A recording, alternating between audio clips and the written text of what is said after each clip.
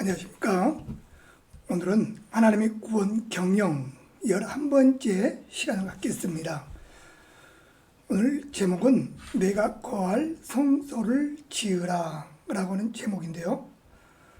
이 내용을 보면은 하나님은 사람을 참 소중히 여기십니다. 왜냐하면 하나님은 사람을 하나님의 형상대로 창조하셨고요. 그리고 하나님은 사람들을 위해서 모든 사람이 구원받기를 소망하며 하나님 자신이 인간의 몸을 입고 이 땅에 오신 예수 그리스도로 말미암아 또 예수님이 십자가에 달려 죽어주심으로 우리에게 구원의 길을 열어 놓으셨기 때문입니다. 그러므로 문제가 많은 사람이지만 하나님은 기다려주고 존귀하게 존대해 주시는 하나님이십니다. 그리고 우리를 하나님을 모실 수 있는 성전으로 불러주시고 우리를 그렇게 기대해 주십니다. 여기에 사회학에서는 거울자 이론이라는 게 있습니다. 이것은 내 인생에서 중요한 의미를 가진 사람, 즉 부모나 스승 또는 목자, 직장의 상사, 또한 배우자가 나를 어떻게 보느냐에 따라 정말 그대로 된다는 이론입니다. 이를 심리학에서는 피그말리온 효과라고 한 번쯤은 여러분도 들어보셨을 것입니다. 이 내용은 자꾸 긍정적으로 보고 기대하고 지지하게 되면 그 사람이 그 기대하는 수준에까지 도달하게 된다는 이론이죠. 물론 현재 그 상황의 모습에서는 그러한 능력이 부족하고 또 그러한 지혜도 부족한 모습이 있지만 하지만 긍정적으로 보고 기대하고 지지하는 그런 모습으로 세워진다면 나중에는 그 사람이 기대하는 수준에까지 도달하게 된다는 이론입니다. 하나님은 우리를 하나님의 집이라고 거처라고 말씀하십니다. 내가 내 속에 들어가 너와 함께 살고 싶다고 하는 이런 프로포즈를 하고 있는 것이지요. 하나님은 시내산에서 두 가지를 계시하셨습니다. 하나는 율법이고 또 하나는 하나님의 거처를 건축하라는 성막에 대한 말씀입니다. 여러분, 율법은 하나님의 백성들을 향한 하나님의 뜻과 생각을 계시하는 것이라고 말씀을 드린다면 성막은 예배를 위한 것입니다. 그러므로 우리가 하나님을 섬긴다고 말할 때는 그 말씀 순종하는 것과 그분을 예배하는 일로 우리는 요약할 수 있습니다.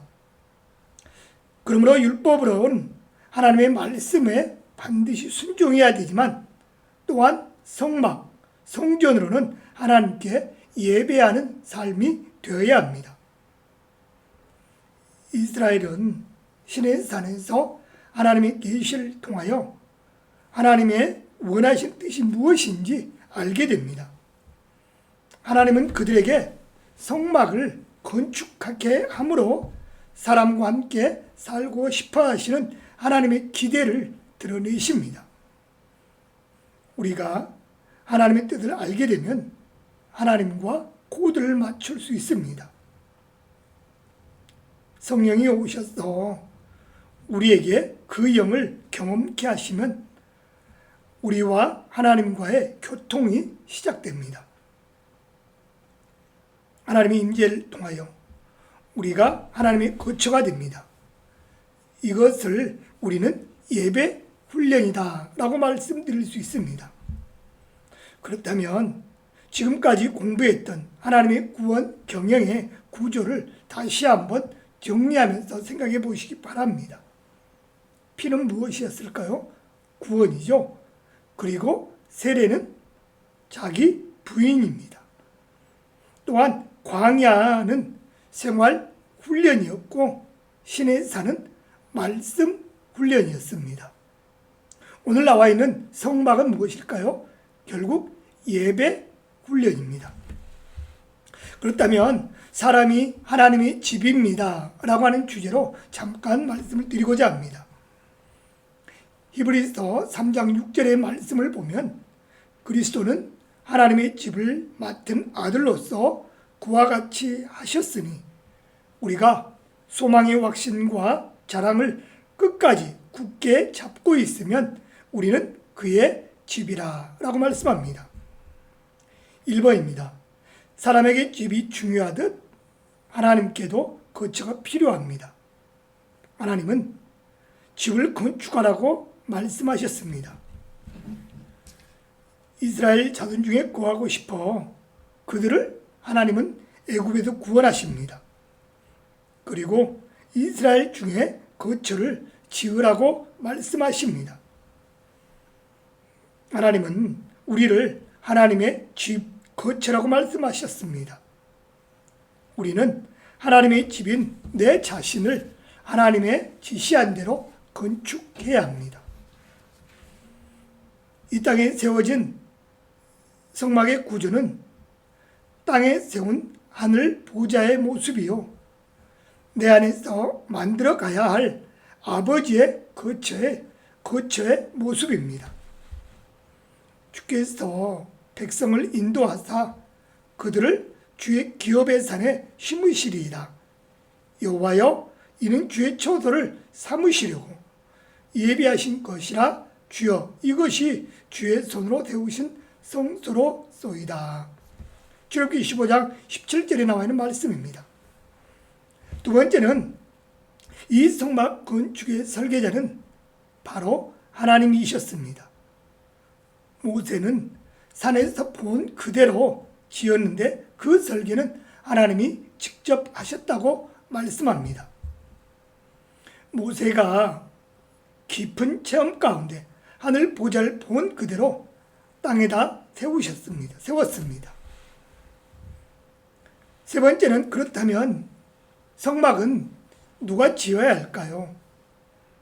출애굽기 25장 8절로 9절의 말씀을 보면 이렇게 말씀합니다.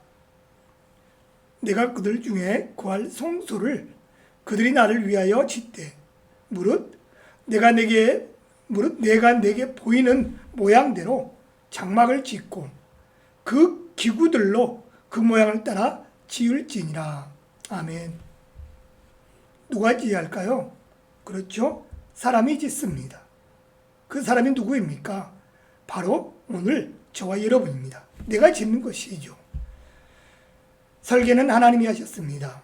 하지만 사람에게 건축을 명하시게 되지요. 성령받은 부살렐과 오홀리압이 성막을 건축했듯 내 안에 건축되어지는 성전은 성령 안에서 내가 지어가야 합니다. 내게 주신 말씀의 감동들을 소홀히 해서는 안 됩니다. 성령은 우리 아버지를 모실 만한 거룩한 성전으로 세우시기 위해 계속적으로 우리를 권면하시고 격려하십니다. 두 번째로, 우리가 건축해야 할 성막의 구조, 우리의 내면을 다시 한번 보기를 원합니다. 첫 번째로, 성막의 문으로 들어가는 일의 의미는 구원을 얻음을 의미하고 있습니다. 구원받은 사람은 하나님의 자녀가 되는 특권을 얻습니다. 여러분이 요한복음 1장 12절 말씀 기억하시죠? 영접하는 자, 곧 그 이름을 믿는 자들에게는 하나님의 자녀가 되는 권세를 주셨더니 라고 말씀합니다. 두 번째 뜰에는 성구가 있었고요, 그 성구마다 그 기능이 있었습니다. 뜰에 있는 성구를 보면은 번제단에서는 피로 정결케 되고 물두멍에서는 물로 씻음 받습니다. 죄는 번제단에서 옛사람, 자아는 물두멍에서 처리됩니다. 우리는 뜰에서 죄를 씻고 자아를 씻습니다. 이러한 성막에 나아가는 예배 생활의 반복을 통하여 우리의 인격 속에 변화가 나타나고 성전이 지어져 갑니다. 다시 말씀드리면 번제단에서 피로 정결케 되고 물두멍에서 물로 씻음받고 번제단에서 옛사람의 죄를 깨끗하게 태워버림으로 말미암아 우리는 성막에 나가는 예배 생활의 이런 반복을 통해서 우리의 모습이 조금씩 하나님이 기뻐하는 성전의 모습으로 만들어져 가고 변화되어져 간다고 말씀을 드릴 수가 있습니다. 세 번째는 떡상의 의미입니다. 예수님이 우리의 양식됨을 말씀하고 있죠. 우리는 말씀을 먹음으로 그리스도를 공급받습니다. 예수님의 말씀, 그 말씀은 곧 능력입니다. 그 말씀이 내 영혼 속에 들어와서 각인되어져야 합니다. 그리고 그 말씀이 내 생각이 되고 내 삶이 되어야 합니다. 그 말씀이 내 안에 들어오면 우리의 언어가 바뀌게 되고 살리는 역사가 이루어지는 줄 믿습니다. 내 살과 내 피를 먹으라는 말씀, 우리의 존재, 우리의 체질이 그분의 것으로 바뀔 것을 요청하는 말씀입니다. 사람이 무엇으로 먹든지 그 요소가 그 체질이 됩니다. 결국 우리의 말이 살리는 주님의 말씀으로 바뀌게 된다고 하는 사실입니다. 여러분, 말씀으로 채워지면 내게서도 살리는 언어, 치유의 언어가 나올 줄 믿습니다. 주님의 말씀이 여러분 능력인 것처럼 사람의 말도 주님의 말씀으로 나아갈 때 그 결과를 가져오게 될 것입니다. 즉 치료하게 되고 변화시킬 수 있고 하나님의 그 능력으로 나타나게 된다는 말씀입니다. 그러므로 우리는 말씀을 읽고 주야로 묵상하고 암송하면 그 말씀이 결국 생각이 되고 사상이 되고 나의 노래가 되고 나의 언어가 된다고 하는 말씀입니다. 네 번째는 성소에는 밤에도 빛이 있었습니다. 즉 금등대의 역할이죠. 죄에 대하여, 의에 대하여, 심판에 대하여 책망하십니다.